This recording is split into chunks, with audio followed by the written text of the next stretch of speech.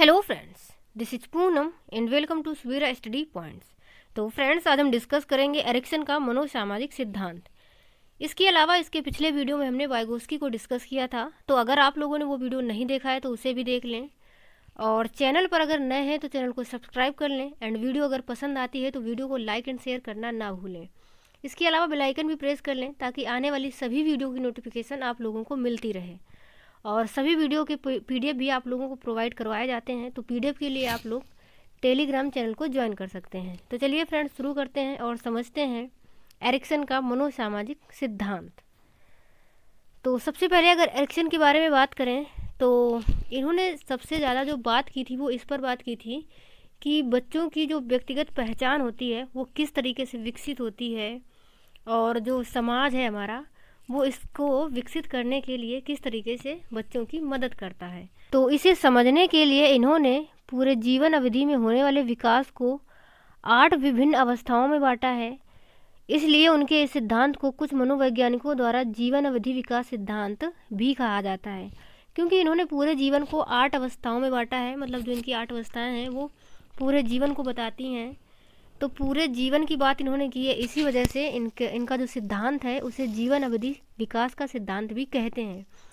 क्योंकि सामान्यतः मनोवैज्ञानिकों ने जो विकास को बताया है तो अधिकतर किशोरावस्था तक ही बताया है, लेकिन इन्होंने पूरे जीवन को ही विभाजित किया है। तो इस वजह से इन्हें जीवन अवधि विकास का सिद्धांत या फिर लाइफ स्पैन डेवलपमेंट थ्योरी भी कहा जाता है। आगे बात कर लेते हैं। इन्होंने जो अवस्थाएं बताई हैं तो प्रत्येक अवस्था में धनात्मक तथा नकारात्मक दोनों ही पक्ष होते हैं, ये भी इन्होंने बताया है।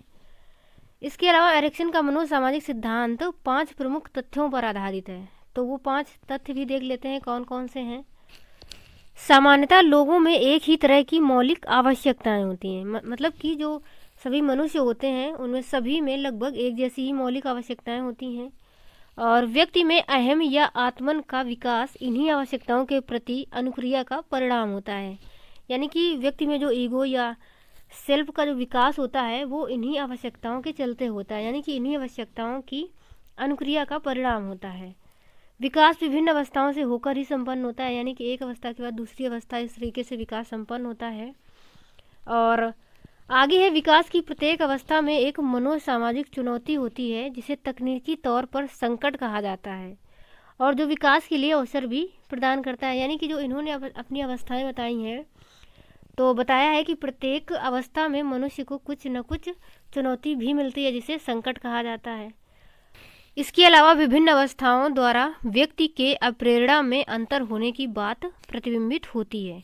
कहने का मतलब ऐसे है कि विभिन्न अवस्थाओं में व्यक्तियों की जो अप्रेरणा होती है उसमें अंतर पाया जाता है, यानी कि जो सभी मनुष्य हैं उन्हें अलग अलग तरीके से अप्रेरणा मिलती है, तो इसमें अंतर भी पाया जाता है। आगे देख लेते हैं अवस्थाएं। इनकी जो 8 अवस्थाएं हैं उन पर भी बात कर लेते हैं। तो पहली अवस्था को यदि समझें, विश्वास बनाम अविश्वास।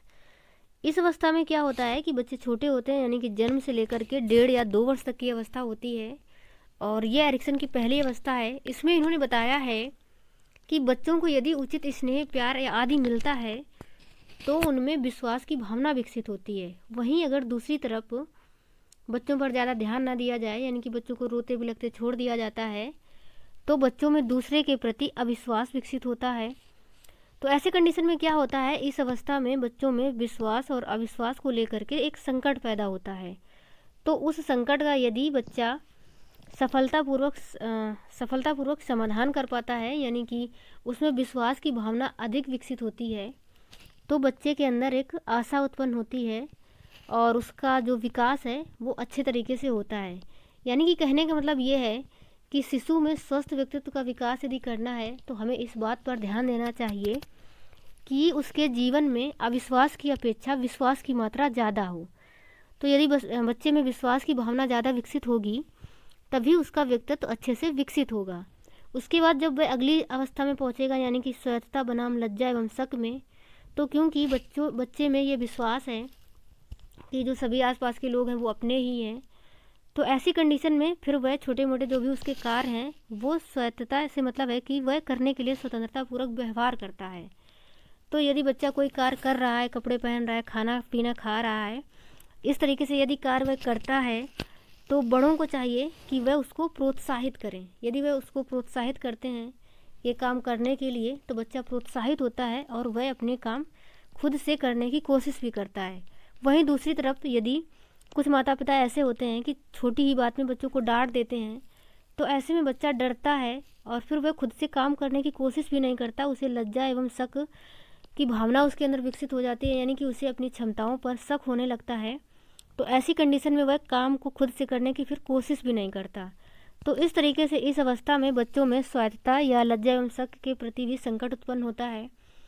तो यहाँ पर भी यदि वह अपनी समस्याओं का समाधान स्वतंत्रतापूर्वक करता है, अच्छे से कर लेता है सफलतापूर्वक, तो वह स्वतंत्रता निर्भर करता है, यानी कि उसके अंदर स्वतंत्रता आती है। वहीं यदि वह इस चीज़ का समाधान सही से नहीं कर पाता तो लज्जा या शक का अनुभव करता है।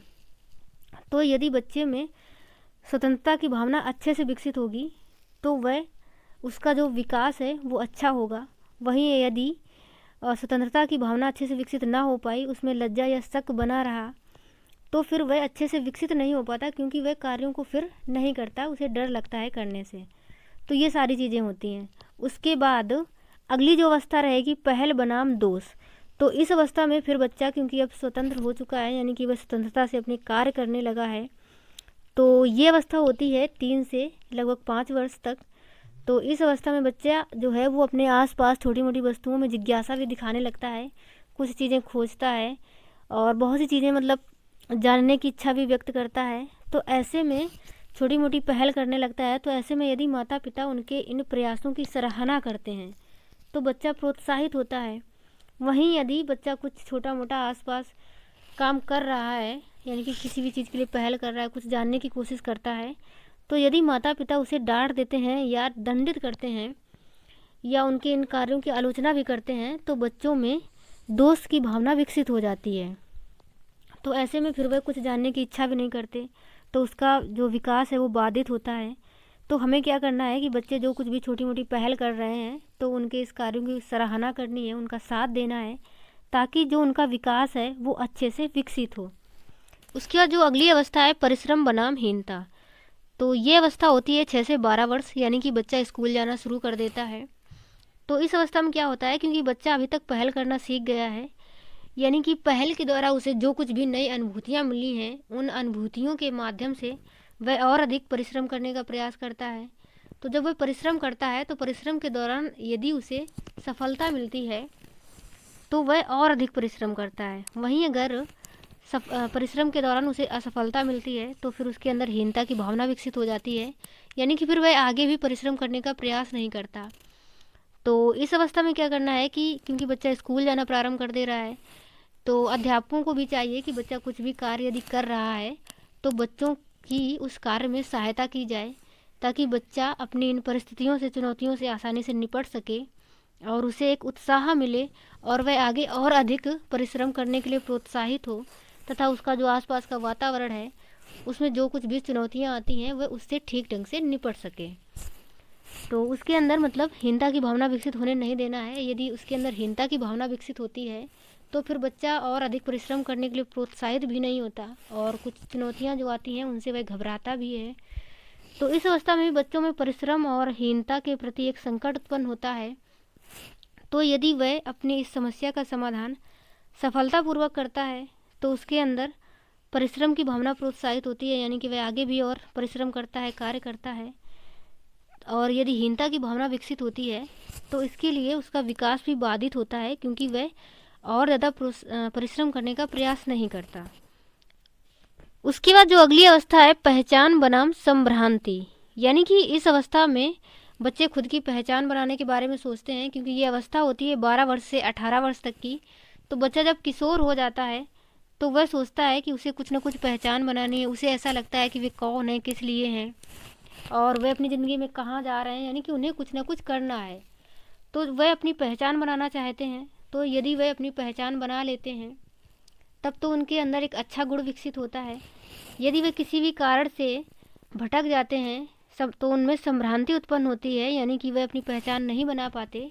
तो इस तरीके से इस अवस्था में बच्चों में पहचान और बनाम संभ्रांति, यानी कि पहचान और संभ्रांति के बीच एक संकट उत्पन्न होता है। तो बच्चे यदि पहचान बना लेते हैं तो उनके अंदर अच्छे गुण विकसित होते हैं और वह समाज के जो कुछ भी नियम आदर्श हैं उनके हिसाब से व्यवहार करना शुरू कर देते हैं।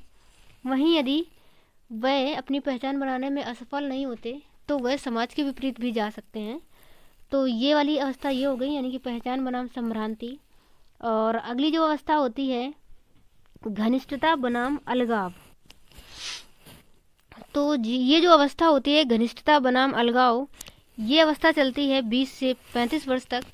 तो इस अवस्था में क्या होता है कि जो लोग होते हैं वो दूसरों से घनिष्ठ संबंध स्थापित करने की कोशिश करते हैं, यानी कि जैसे प्रेम, विवाह, शादी आदि चीज़ें इसी अवस्था में होती हैं।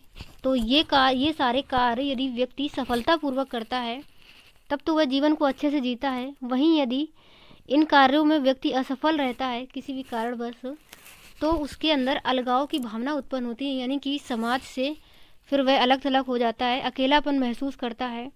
तो इस अवस्था में भी घनिष्ठता बनाम अलगाव का संकट उत्पन्न होता है।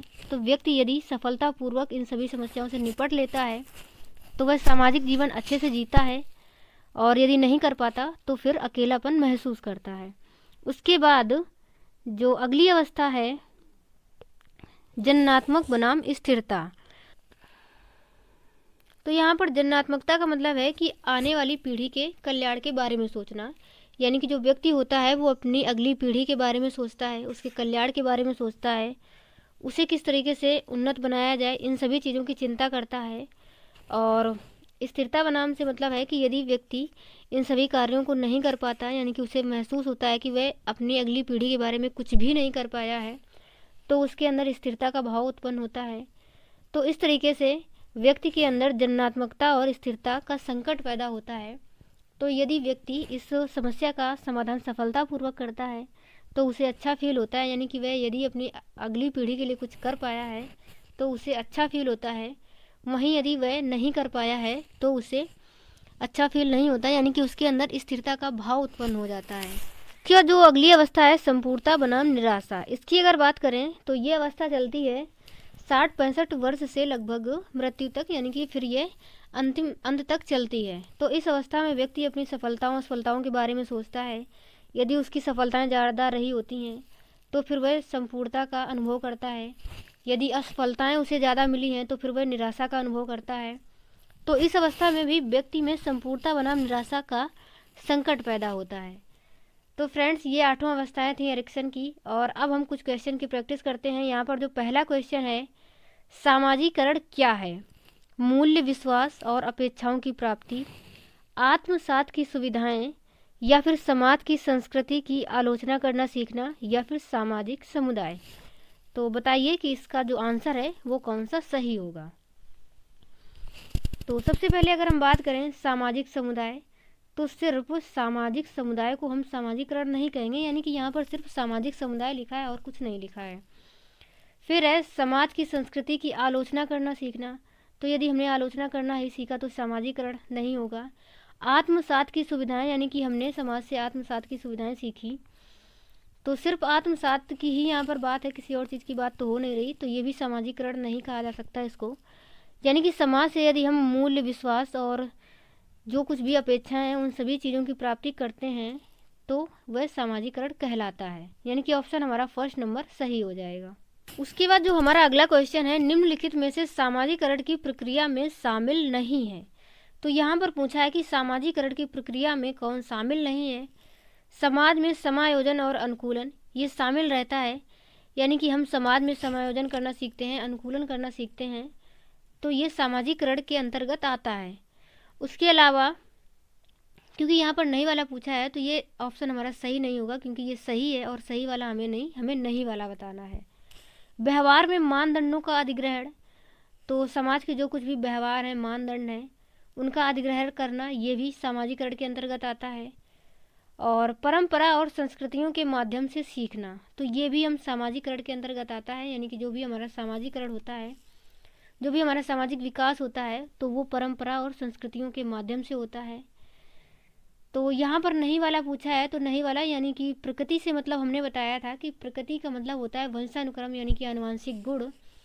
तो आनुवांशिक गुण हमारी सामाजिक प्रक्रिया में शामिल नहीं होते, बल्कि आनुवांशिकता से जो हमारी शारीरिक बनावट होती है मतलब लंबाई चौड़ाई आदि की बात कर लें, या फिर रंग रूप होता है, आंखों का रंग, बालों का रंग, ये सारी चीज़ें प्रभावित करती हैं जो आनुवंशिक गुण होते हैं। यहाँ पर ये सामाजिकरण को प्रभावित नहीं करता, यानी कि ऑप्शन हमारा तीसरा वाला ही सही हो जाएगा।